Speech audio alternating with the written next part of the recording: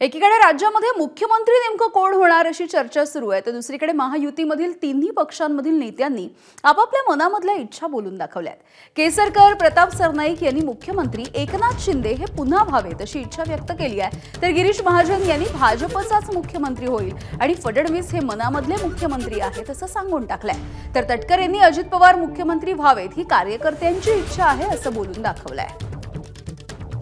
सर्व आमदारांनी काय इच्छा व्यक्त केलेली आहे? आमच्या आमदारांना नेहमीच वाटणार की आमचे मुख्यमंत्री साहेब ज्यांनी एवढं चांगलं नेतृत्व केलं, एवढी चांगली कामं केली, एवढ्या साऱ्या योजना दिल्या, त्यांनी मुख्यमंत्री राहावं।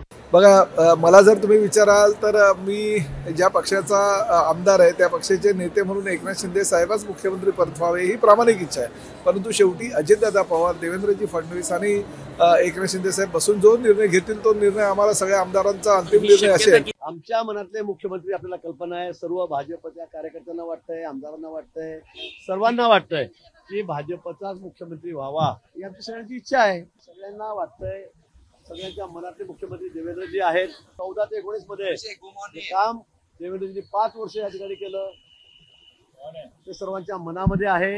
त्यामुळे पुन्हा सर्वांना वाटतंय की पुन्हा देवेंद्रजी मुख्यमंत्री व्हावेत।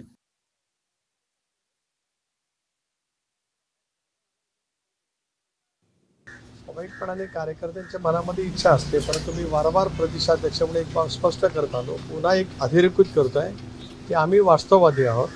आता आम्हाला पक्ष अधिक नेटाने मजबूत करायचा आहे। सरकारमधला सहभाग बहुजनांच्या व्यापक हितासाठी करायचा, हे चव्हाण साहेबांनी दिलेलं मूलमंत्र लक्षात ठेवून आम्ही त्या ठिकाणी काम करतो। त्याच्यामुळे कार्यकर्त्यांची अपेक्षा राहतील, परंतु शेवटी या संदर्भातला निर्णय भाजपची पक्षश्रेष्ठी त्या ठिकाणी घेतली।